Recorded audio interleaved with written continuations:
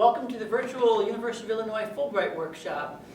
My name is David Schug, Director of the National International Scholarships Program and Fulbright Advisor for the campus. And today I'm going to give you an overview of the Fulbright program, a sense of who they're looking for, let you know the types of grants through the Fulbright, and then most importantly let you know steps you should be taking if you're interested in applying for the Fulbright scholarship. So, overview of the Fulbright program. Fulbright's been around since 1946. It's run by the U.S. Department of State. Since then, they've provided over $300 million for students to study in any one of 135 different countries around the world. They provide 1,700 grants each year, and about a dozen or so Illinois students receive them. 50% of the grants are for graduating seniors and recent undergrads. The rest are for master's students, PhD candidates, young professionals, and artists.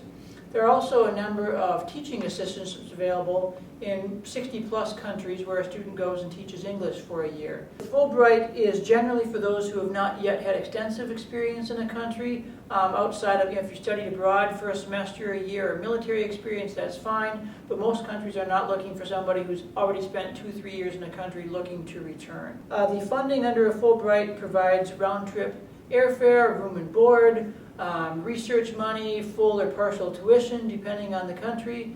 Basically, on a Fulbright project, you leave with no money in your pocket, you come back with no money in your pocket, and you have this rich year of experience. You can defer loans while on a Fulbright. Also, a lot of students, especially graduating seniors, you apply for a Fulbright, you apply for grad school at the same time. Oftentimes, a grad school will defer their admission until after your Fulbright award. So that's something that Fulbright can do for you as well. The odds in applying for a Fulbright, it depends on the country you're applying to. Some 1 in 2 applicants receive the awards.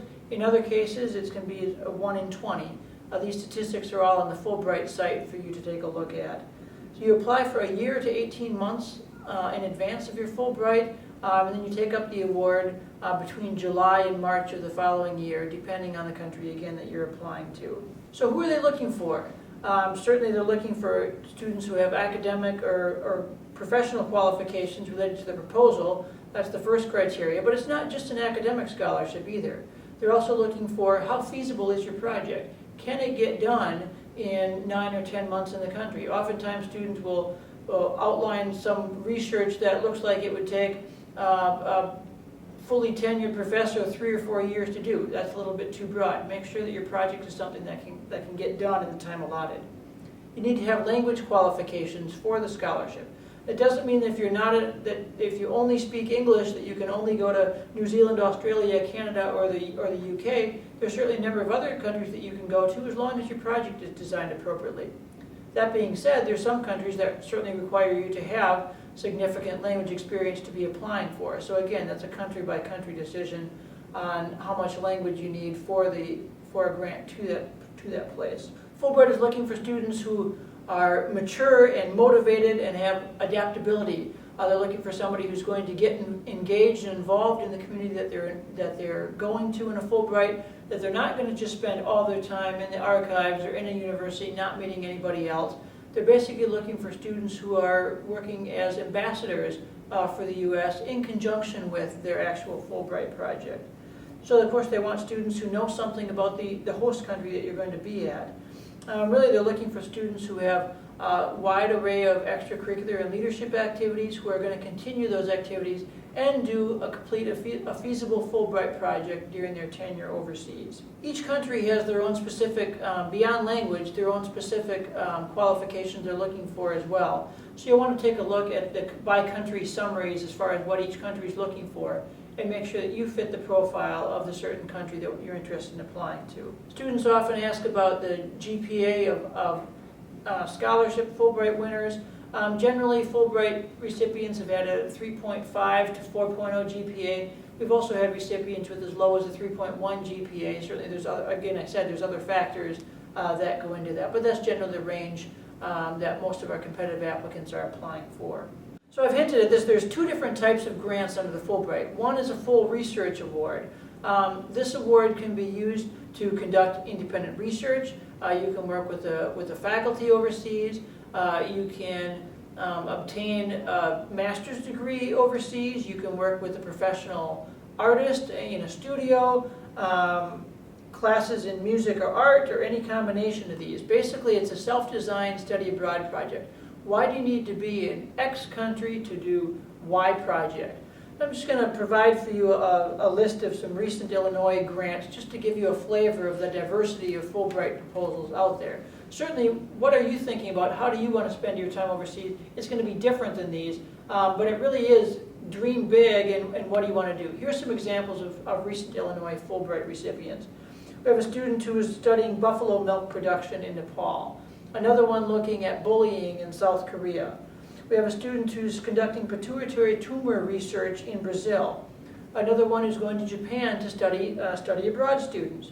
An architecture student doing some construction in Nigeria. An anthropology student looking at the racial formation of blacks in Mexico. A student conducting neuroscience research in Parkinson's disease in Switzerland.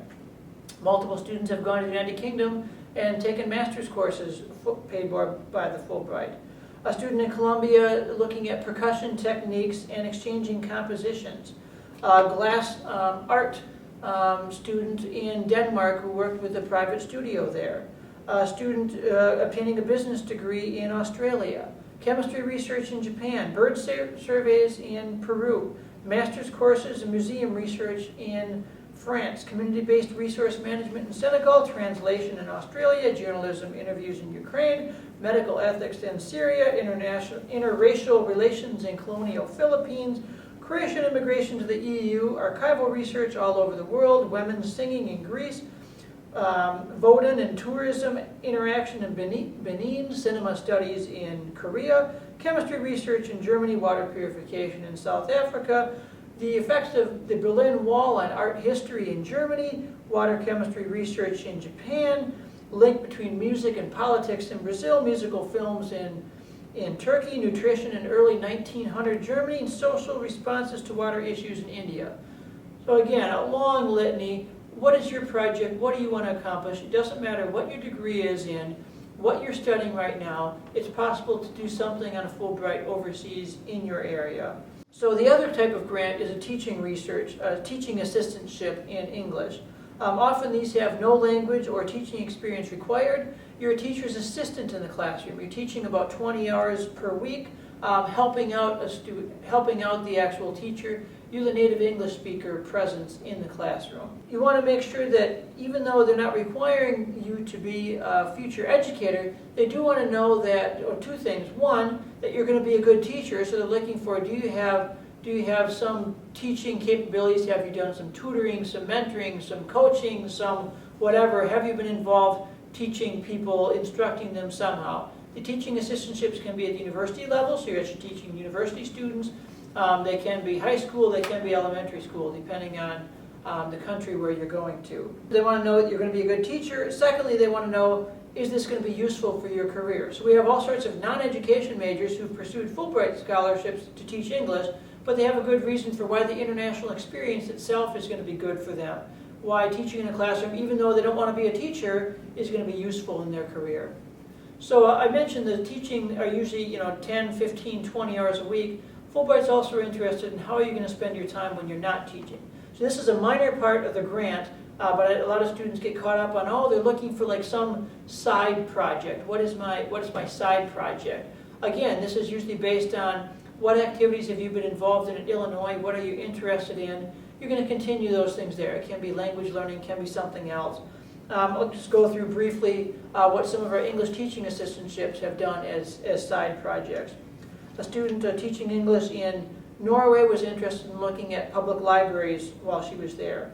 In Vietnam, that candidate wanted to do a service project and look at religious sites. In Germany, a student wanted to study recent regional dialects in Germany. Malaysia, we have a student who was interested in museum studies. In Andorra, this person was interested in getting involved in the outdoors and doing some tutoring on the side. Argentina, looking at local food sustainability. In Korea, they were interested in learning some language, Korean language, and also in the educational system. In Slovakia, our ETA was interested in hockey, so he wanted to get involved in hockey programs and Central European studies. Spain, community theater and coursework is what that applicant was going to do in their time when they're not teaching. A student in Cameroon was going to work at a health clinic and be an orphanage volunteer. Germany, conversation analysis courses. Vietnam, study the educational system. And another student in Argentina was interested in pursuing journalism on the side. So really, again, it's what are you interested in? How are you going to get involved while you're in the community when you're not teaching? That's what Fulbright's looking for in the English teaching assistantships. So here's just that's a broad array of what Illinois students have done in the past. Our scholarships office, we're happy to certainly give you advice and feedback on countries you should be applying to. Certainly there's also some regional specialists from the Fulbright office in New York. They're very welcome to take your phone calls if you have specific questions about the country you're applying to. Is this the feasible type of grant? Certainly our office is able to help you, but I refer you to the specialists sometimes, certainly, as well, as this is all they do is work with Fulbright students applying. So you're welcome to, and I encourage you to use them as a resource. So next steps, if Fulbright sounds interesting to you, we've got a priority deadline in the beginning of July. This is for students to submit a full draft of their Fulbright application. You submit the draft online through the Fulbright website. Don't worry, you say you're applying to the University of Illinois, so it comes actually to our office. You download your transcripts to that application. Everything in the application, except for we don't need foreign language reports, we don't need letters of affiliation at this point, but just provide the full application. And then we also ask for draft letters of recommendation. So this is outside the application. In fact, on the online application, please do not enter the email addresses of your recommenders in there. Leave that part of the application blank. Instead, have your recommenders send us draft letters as email attachments. So we're going to take these draft letters of recommendation and your online submitted Fulbright application form, and we're going to send this out to a group of faculty and staff on our campus who know something about the region that you're applying to and something about your area of study. We're just simply going to provide you feedback. Scholarships office and from these other individuals, our job is to help make your application look as strong as possible. So all materials submitted in early July by our priority deadline we'll submit to this campus committee. By the end of the month, we'll then provide for you feedback from all of these individuals on how to make your application stronger. The scholarships office will then be happy to work with you the rest of the summer. We'll continue looking at drafts to make your application as strong as it possibly can be. We also welcome, even before the July deadline, if you'd like to send drafts of our materials to our office, we'll take a look at it, we'll give you feedback, so then you can submit something even better for the early July deadline. So what happens if you miss the July 1st deadline? Not the end of the world. Scholarships office will be happy to take a look at your application materials and give you feedback on it. We're just not going to farm it out to the larger review pool. So your carrot for providing it early on is some additional review. Now we do this, as I said, to help you out. But secondly, the actual deadline for Fulbright, the real campus required deadline, is right at the beginning of classes in early September. So we want to make sure that you're working on this over the summer. So this is our way to help you get started on the application. Those letters of recommendation, for the full grants, it's just a regular letter talking about your project. Certainly you want to give your recommenders information about your project, about the country, about Fulbright, so they can do that. For the English teaching assistantships, there's an actual form that you should be providing them. This is available on our letter of recommendation website. Take a look at that, provide the form. They're not actually writing a letter of recommendation for you. The graduate college is also, for those of you who are currently enrolled University of Illinois graduate students, the graduate college is also happy to take a look at your Fulbright application. So I encourage you to use them as a resource as well. They usually like at least a 1-month lead time as far as when you submit the materials and when you're going to hear back from them. So make sure to follow up with that. So a general outline of the Fulbright process, that priority deadline in early July. We then have a required campus deadline at usually the beginning of September. At that point, there will be, in the month of September, early October, we're going to conduct an interview of you. So this will be a separate faculty panel from what looked at your application over the summer. This is your real committee. The committee is going to look based on the materials you submit in early September and your interview. We're going to provide a rating of your application, not a ranking, but a rating of your application individually. And that rating is going to go forward confidentially along with basically an additional letter of recommendation from the committee, and that's going to be looked at the national level. So it's really important to submit quality materials for that campus deadline. That rating is not going to change. This committee in September, though, is going to provide additional feedback. You might have a week or so, depending on when your committee meets, to make final adjustments to your application based on comments and feedback from that committee. Again, though your rating is not going to change. But we do, of course, want to help you make your application as strong as possible.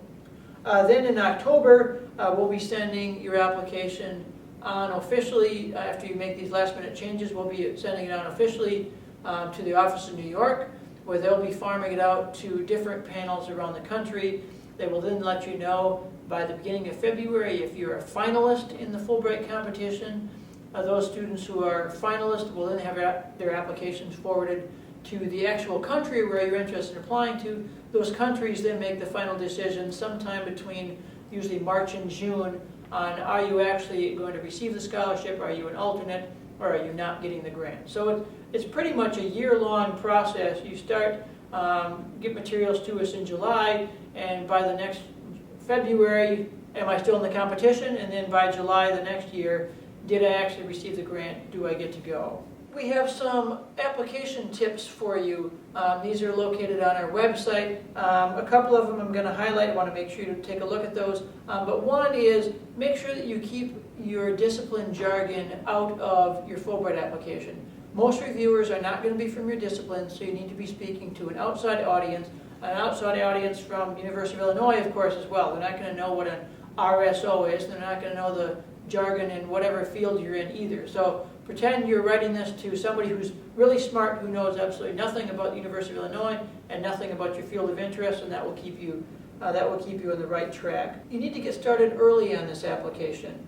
For those outside of the English teaching assistantships, everybody else needs to receive a letter of affiliation from an overseas person or university or whatever. Who are you going to be working with? This letter needs to be signed, can't be just an email copy, so signed and scanned or signed and actually hard copy mailed to you. You upload this to your application. Again, this is from a native to the country where you're going to who says, I've looked at this project, it's interesting, I want this person to come. We have tips on obtaining affiliations. Let us know, send us an email if you'd be interested in receiving these. We have that information for you as well. Students applying in the Fine and Applied Arts, there's an additional component to the Fulbright application.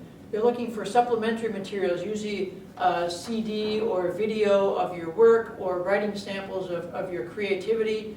Your application materials are going to be sent to a panel that is in your specific discipline, where they're first going to look at your supplementary materials, decide, are you one of the best emerging artists in the country? And if you are, then they're going to forward your application. Then they might read your application and forward it on to the country where you're actually applying to. So you need to make sure that your artistic samples are of the very highest qualities, because they're going to be reviewed by high-level people in that area to make sure that, yes, you're a strong emerging artist before they even look at your Fulbright proposal. Of course, once it gets to the country where you're submitting it to, they probably won't even look at the video, won't even look at their art. If they do, it's like, oh, this is pretty, this is nice, I like it, but they're going to read the application and say, is this the type of person who I want to come to my country? So both pieces of the application are vitally important for different reasons for you. We have winning scholarship applications available in our office. Unfortunately, I'm not able to send these out to you electronically, but if you do happen to be around campus, these are things we have in a library for you. Make an appointment, you can review these, look at winning applications, kind of the basic structure of these materials to help you get started in your application. Another piece we have on our website for you is a list of the questions that your application is going to be rated on, and that might come up in an interview. So this is useful for you for two reasons. One, when you're thinking about who should I get as letters of recommendation writers, again, look at the criteria, look at the questions being asked, and think about what recommenders can speak to all these areas about my application. Those are the people you should be getting. Those are the 3 letters you should be obtaining. Also, when you are writing up your proposal, after you've written a draft and your personal statement, look back at your application and say, wait a minute, I didn't answer these questions. That means that you better be going back and making sure that you have answers to all those questions in your application. Talk this over with your faculty mentors. They know who's doing what outside, where is the best place for you to be studying, who might you want to be studying with, have this discussion with them. Next, you want to initiate then your letters of affiliation from overseas. Get those contacts, make contact with those people who are going to be writing those letters for you. You want to order your transcripts, get those all set to upload to your application, and then actually start drafting your proposal and putting your application online. So congratulations for making it to the end of my presentation. You must be the resilient type of person Fulbright's looking for. We look forward to working with you through the Fulbright application process. As soon as you are ready, as soon as you have a draft of your application, before or after our priority deadline, send an email to our office, let us know a time you're available to meet, or if you're not in the area, let us know that, give us a Skype name or a phone number. We'll meet with you to discuss ways you can strengthen your application.